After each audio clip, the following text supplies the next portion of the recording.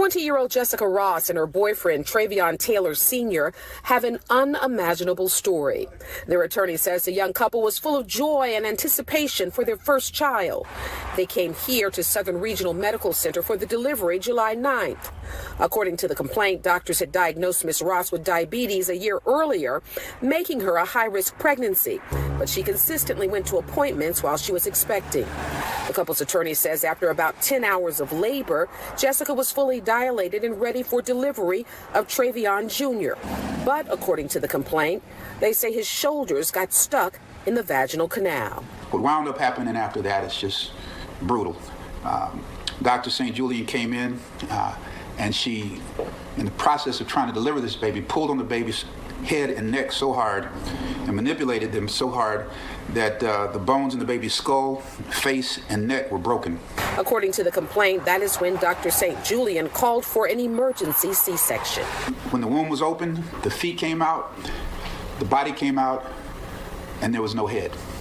The head was stuck in the vagina. The couple's attorneys allege nurses and medical staff at the hospital lied to the couple about what happened, discouraged them from getting an autopsy, tried to encourage them to cremate the child, and failed to report the death to the medical examiner. They also did not report the death to the authorities of Clayton County or the Clayton County medical examiner.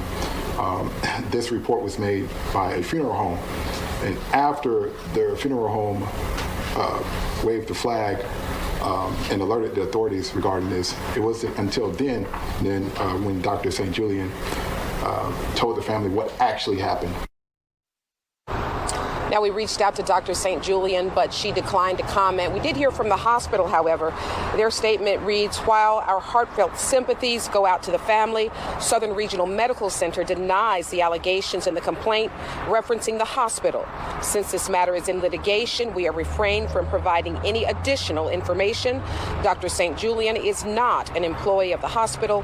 The hospital has taken the appropriate steps in response to this unfortunate situation.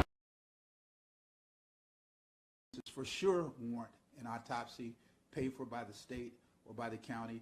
And they also tried to encourage this couple to get the baby cremated before an autopsy was done. So there was an attempt to basically destroy evidence.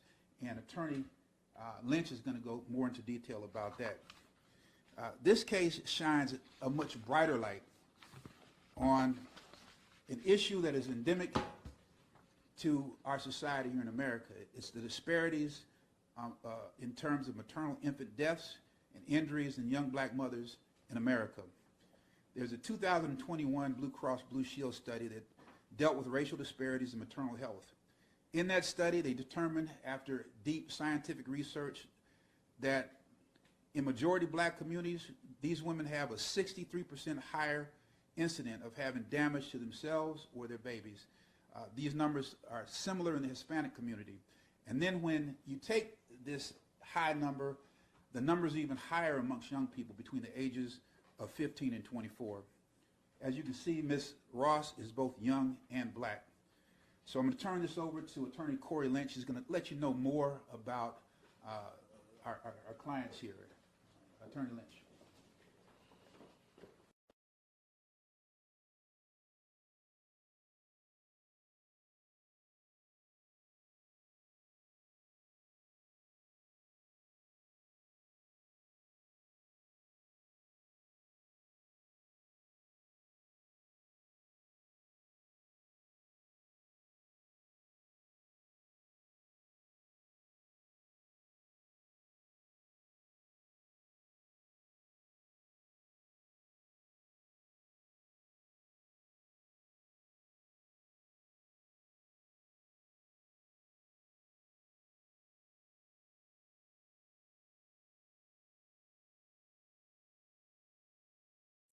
Did not report the death to the authorities of Clayton County or the Clayton County medical examiner.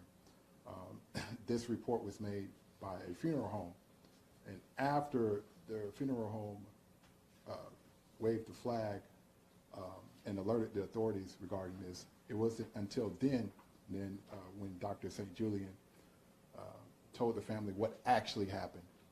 Up to that point, they had encouraged the family to, hey, just have a cremation done. oh, no, you cannot do a autopsy. Well, if you want an autopsy, you have to get it paid for you by yourself. You're not entitled to that.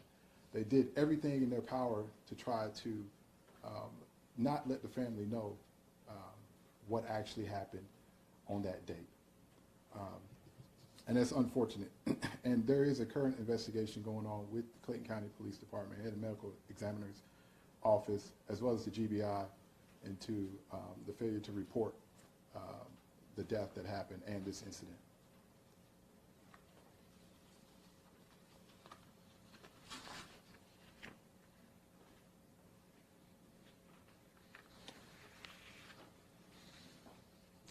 And because of this fraud, this misrepresentation, the family is seeking punitive damages against Southern Regional Medical Center, Dr. St. Julian, and other parties to the lawsuit. Attorney Lynch is going to tell you a little bit more about our clients also. All right, Jessica and Treveon met at North Clayton High School, and that's where their love story begins. They've been together for a little while, and they were so excited about the birth of their first child, and they went to Premier for care because they were close by, they were in the neighborhood, and because there were women doctors there, and they thought that they would get the best care there.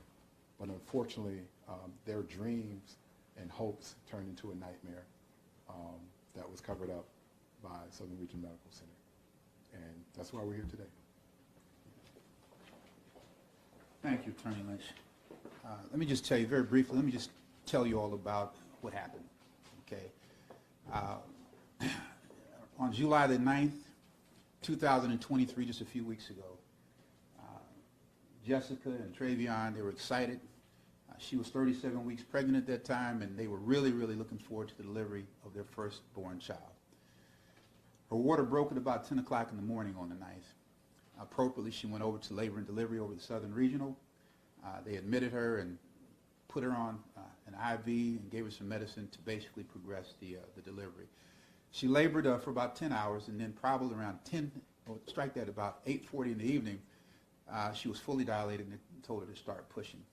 Well, during the course of the pushing, the baby stopped descending. There's something called a shoulder dystocia, fancy word for saying that the baby's shoulders could not fit through the pelvic girdle. It got stuck by the bone there in the pelvic girdle. That was recognized, and what wound up happening after that is just brutal. Dr. St. Julian came in, and she, in the process of trying to deliver this baby, pulled on the baby's head and neck so hard and manipulated them so hard that the bones in the baby's skull, face, and neck were broken. When Dr. St. Julian finally took Miss Ross to the operating room for a C-section, cesarean section, where they cut the belly and deliver the baby through the abdomen, when the womb was open, the feet came out, the body came out, and there was no head. The head was stuck in the vagina, and the head subsequently was delivered vaginally. The baby had been decapitated. Dr. St. Julian was grossly negligent for applying ridiculously excessive force on the baby's head and neck. Dr. St. Julian and the nurses at Southern Regional Medical Center, they were grossly negligent for not getting the help of the on-site in-hospital OB in a timely manner. They have a hospitalist obstetrician who's there on site. And when doctors have problems with delivery, the first thing you do is call them and you get help. You get another perspective, another angle. This was not done in a timely manner, negligently. And then also, the nurses at Southern Regional Medical Center were grossly negligent for failing to advocate and insist in other capacities that Ms. Ross got a C-section quicker, sooner, in a more timely manner. So those are the allegations that we claim in this suit. We just filed it. We're going to be very, very aggressive with the discovery. We're going to put all of these people who were in the room under oath and find out what they have to say specifically about what happened that tragic, tragic evening. That is the essence of our suit. That's the essence of the press conference, and we're going to open things up for open things up for question right now. Have you spoken with the hospital? I mean, why do you think they tried to cover this up? Yeah, we cannot speculate about what the motivations were for the lack of candor, the lack of disclosure, the misrepresentation, and the fraud. We will find out because we're going to put everybody under oath, and they're going to swear, and they're going to tell us what they were thinking. We don't know. How long did it take Jessica and Treveon to learn what happened to the child? Attorney Lynch, if you would. This is dealing with the fraud and cover-up. The family went in on the 9th for the delivery of the child. They were not notified of what actually happened until the 13th, a few days later. And that was from the medical examiner? That wasn't No, that was from the funeral home. That was from the funeral. Yes. Can you also speak to the fact that they were not allowed to hold their child? Yes, they were not allowed to hold their child. The hospital basically said, hey, well, we can't let you hold the child. We can, and my understanding is that they at one time did not want them to see the child. But what they did, the hospital wrapped the child up very tightly so that they could not see what actually happened, and they were able to see the child behind the glass. And let me be more specific.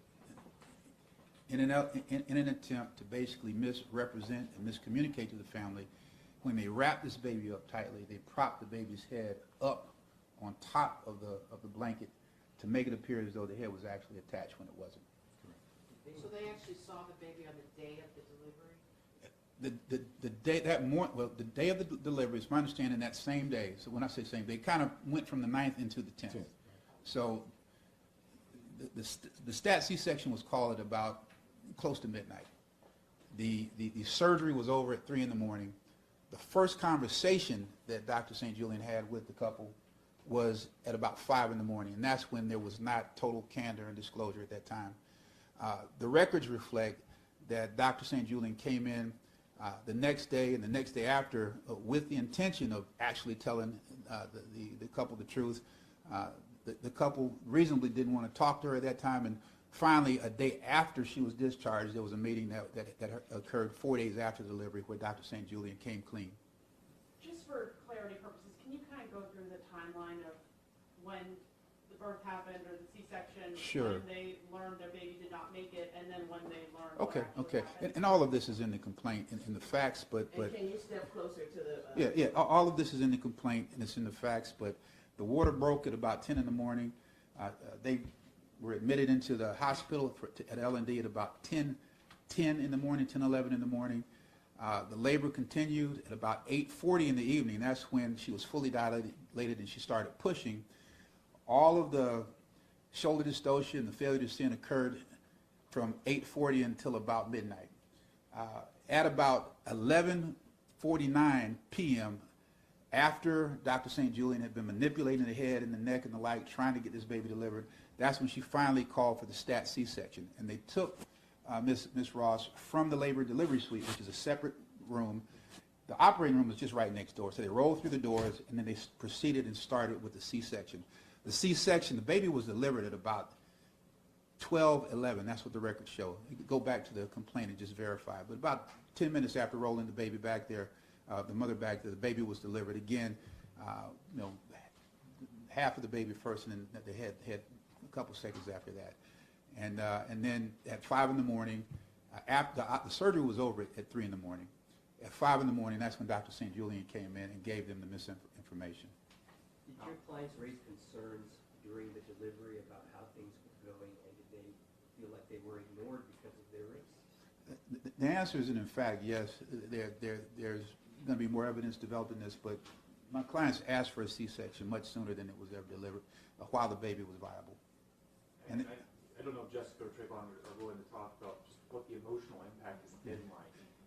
I can tell you, we've asked them to do that. They've declined at this point. It's just too overwhelming for them. I mean, that was the plan as of yesterday, but when they were sitting in the conference room, they looked at y'all and said, we just can't do it.